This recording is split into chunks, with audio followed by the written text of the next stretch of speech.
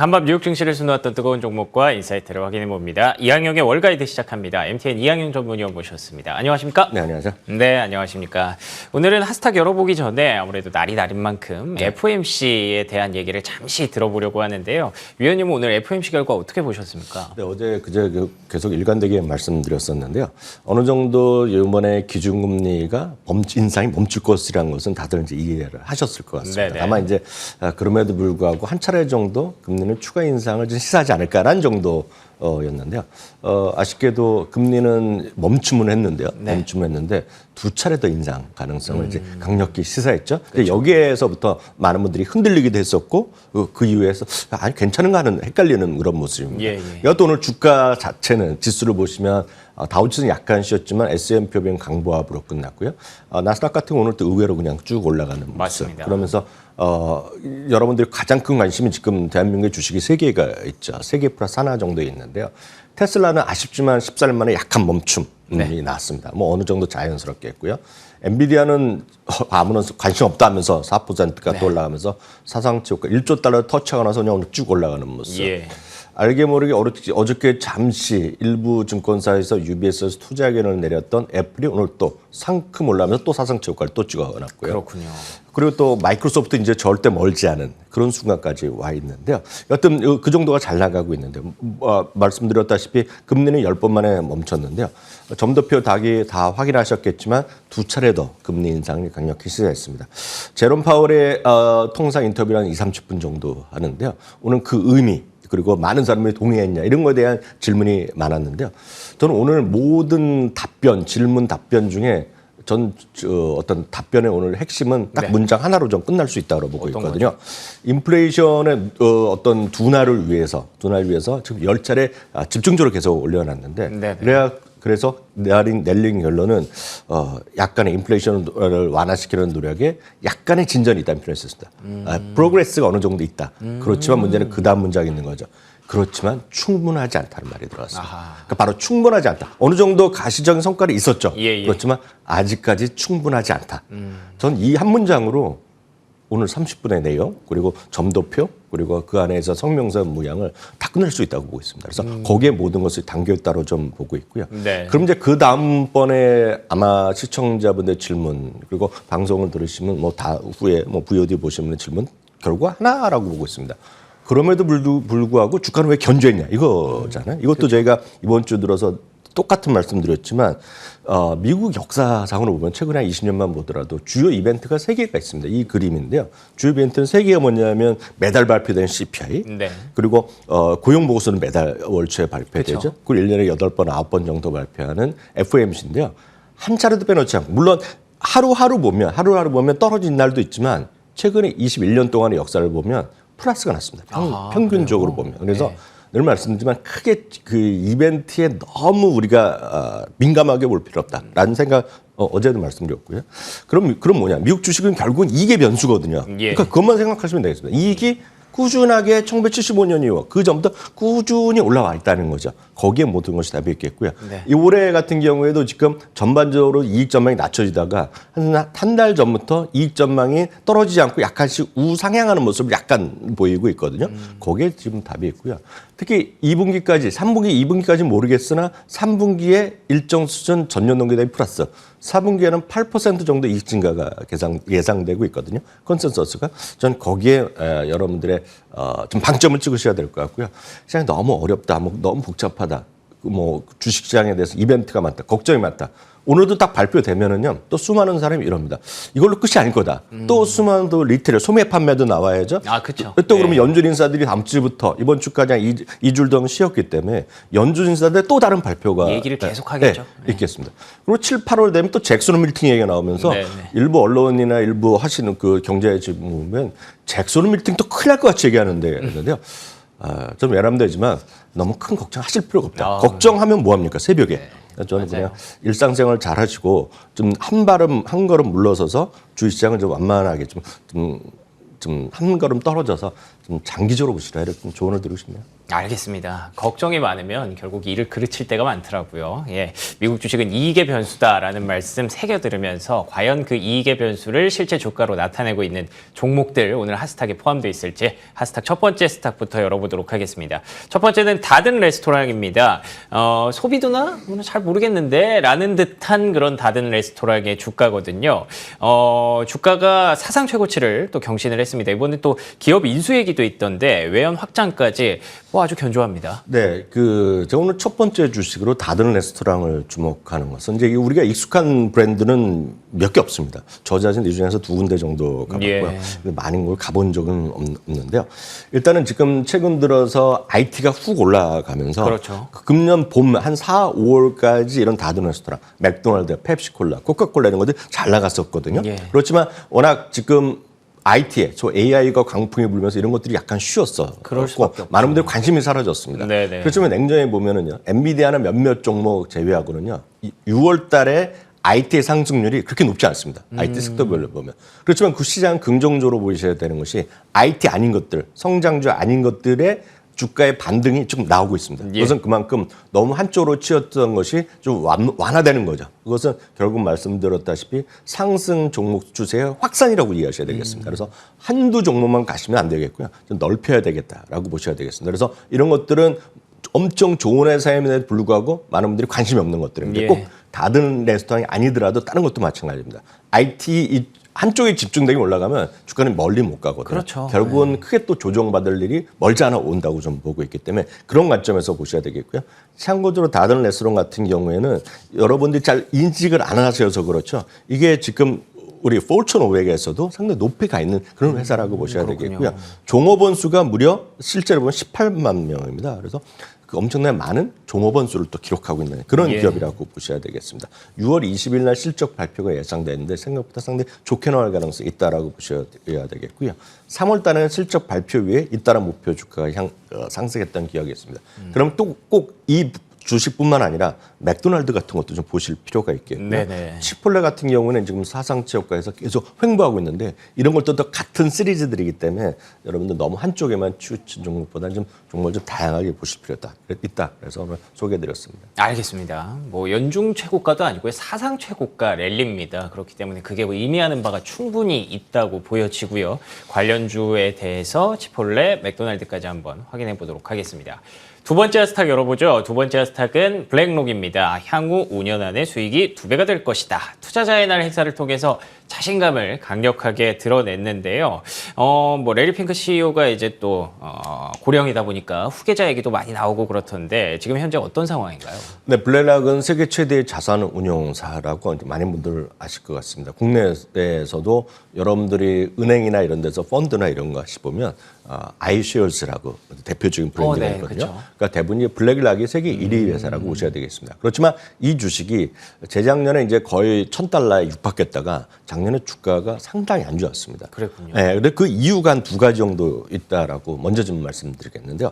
아시다시피 이제 자산 운용사는 결국은 펀드 같은 경우에는 주식을 처음에 가입할 때, 팔 때 이렇게 좀 돈을 수수료를 좀 미리 선취하는 경우가 왕왕 있습니다. 예. 근데 ETF는 전혀 그렇지 않습니다. 많은 분들이 약간 오해하시는 분 계시는데 ETF가 수수료가 엄청 비싸다. 왜냐하면 거기 수수료가 뭐 0.6이다, 0.3이다 이렇게 받는데 예. 이거 너무 비싸다고 생각하실 수가 있거든요. 이거 상당히 오해하시는 겁니다. 왜냐하면 그 0.6이나 0.3 아니면 심지어 0.1이라는 수수료를 여러분들이 ETF를 투자하실 때 사는 것이 아니라 이제 차지하는 것이 아니라 365일 동안 조금씩 차감되는 겁니다.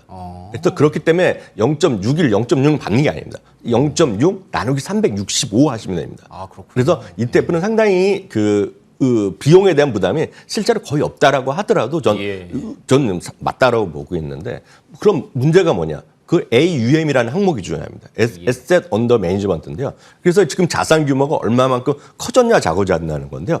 작년에 아시다시피 주식시장이 아주 안 좋았죠. 그렇죠. 채권도 같이 안 좋았기 때문에 주식과 채권의 합을 같이 하는 것이 보통 6대4 비율, 8대2 비율을 하는데요.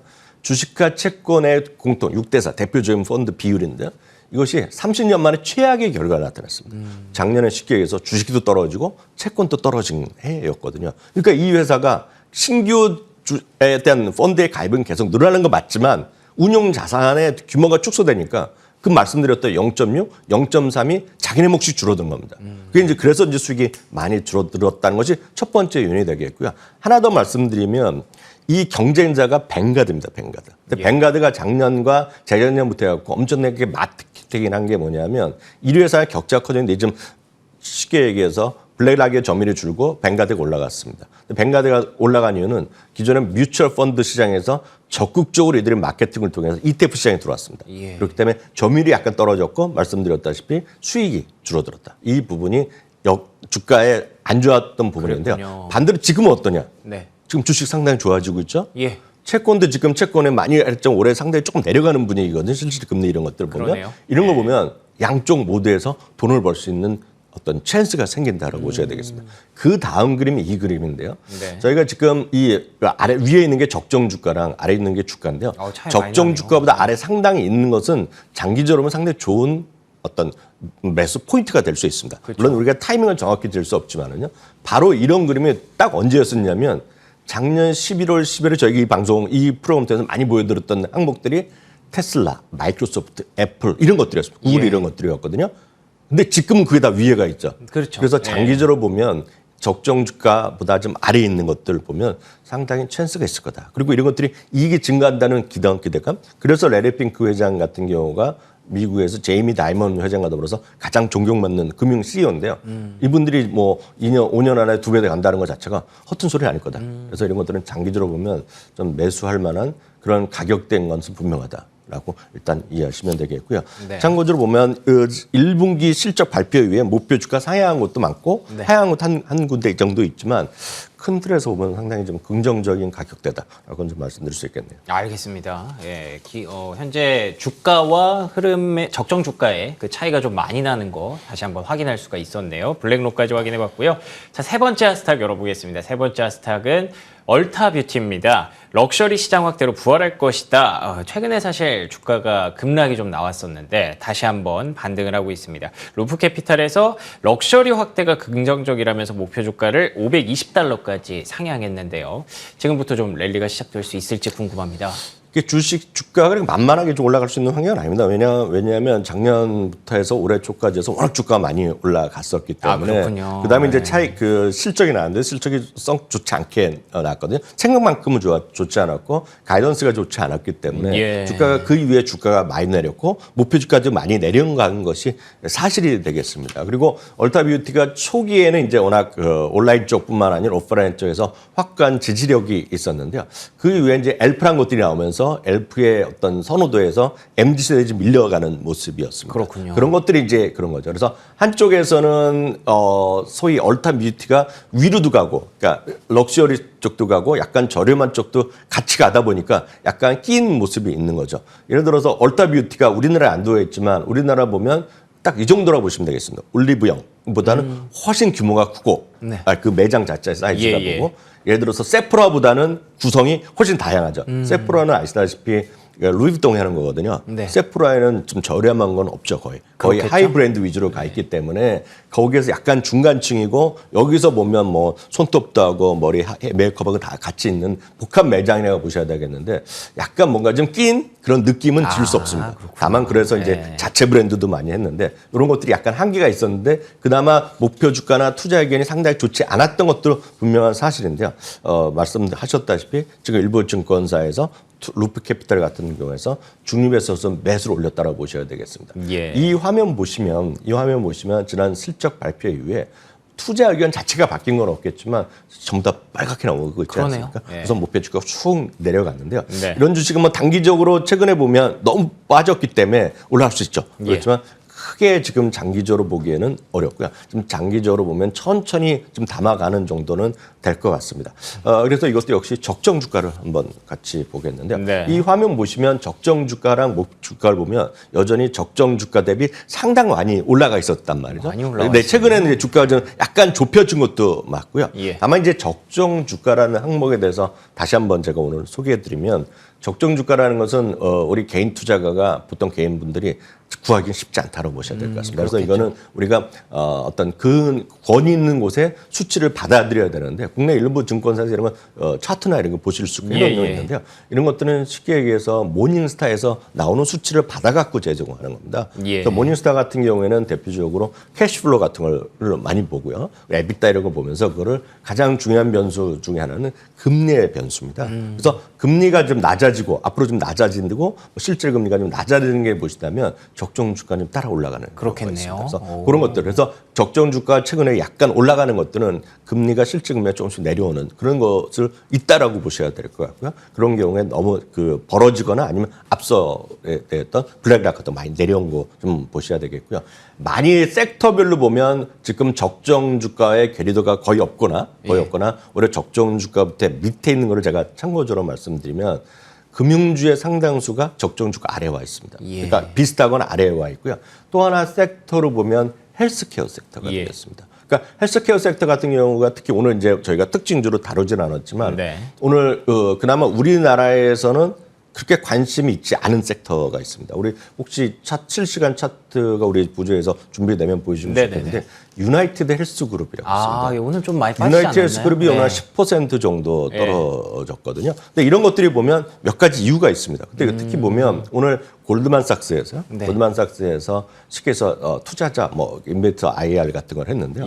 유나이티드 헬스그룹의 CFO가 나왔어요. 근데 보면 유나이티드 헬스그룹 리식으로 보면 보험회사라고 하시면 되는데 우리나라는 우리 의료보험이 국가에서 하는 거잖아요. 그렇죠. 미국은 민영 의료보험이라서 유나이티드 헬스그룹은 미국에서 제일 큰 의료보험 회사인데 그러니까 민영 의료보험이죠. 우리 같은 의료보험인데 제일 안 좋은 거는 뭐겠습니까? 금리죠. 금리도 금리지만 가장 안 좋은 것 중에 하나는 많은 사람이 아파갖고 돈을 많이 병원에 줘야 되잖아요. 오늘 보면 병원 주가 올라가고요.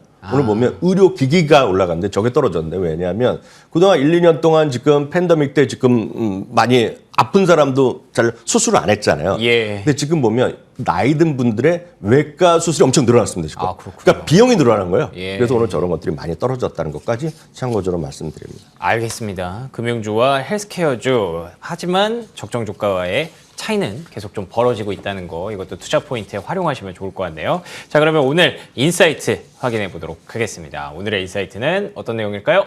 최근 10년 동안 매년 10% 이상 오른 주식이 있군요. 네, 저희가 한번 몇 차례 소개해드린 것 중에 있습니다. 이거 여러 가지 항목이 있는데요. 전 세계 MSCI 전 세계 대형주 위주로 한 1,500개 주식을 만드는 것도 있습니다. 거기서는 매 10년 동안 한 번도 빼놓지 않고 플러스 난 주식이 3개밖에 없습니다.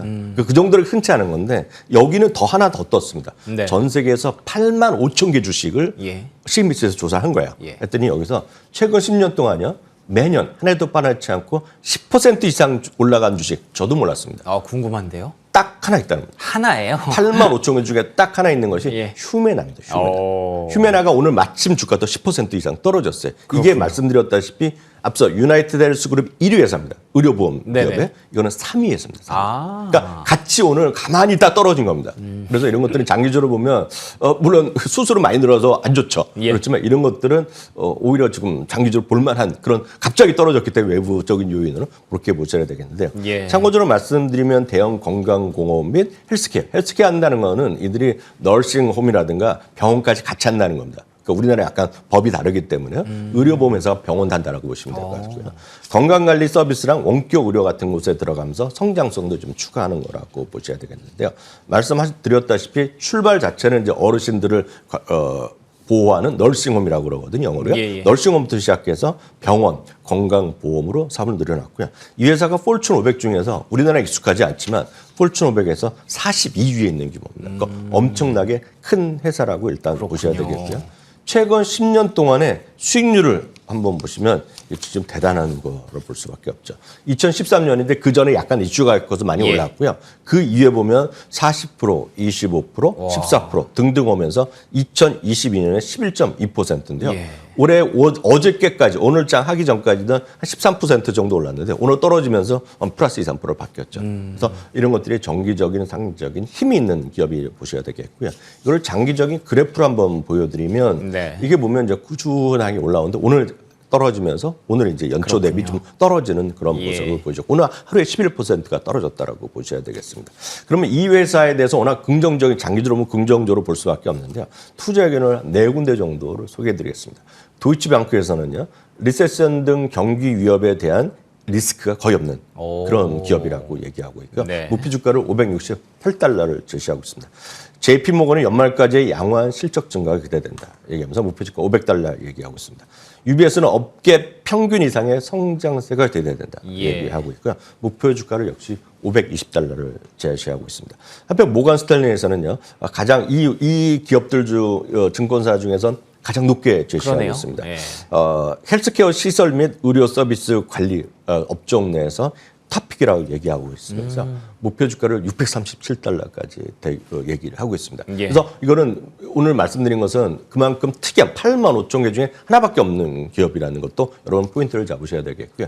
헬스케어가 우리나라 달리 민영 의료보험이 우리나라 기본 의료보험이 미국에선 민간이 하는 거다. 라고 보셔야 되고요. 거기에 오늘 주가가 좀 떨어진 것들이 있었지만 전체적으로 보면 이런 것들이 안정적인 기업이다. 그리고 헬스케어는 다양한 것이 있고요. 그중에 하나는 이런 의료보험도 여기에 포함되고 약국도 포함되고 네. 의료병원 이런 것들이 다 상장돼 있다라고까지 이해하시면 되겠습니다. 알겠습니다.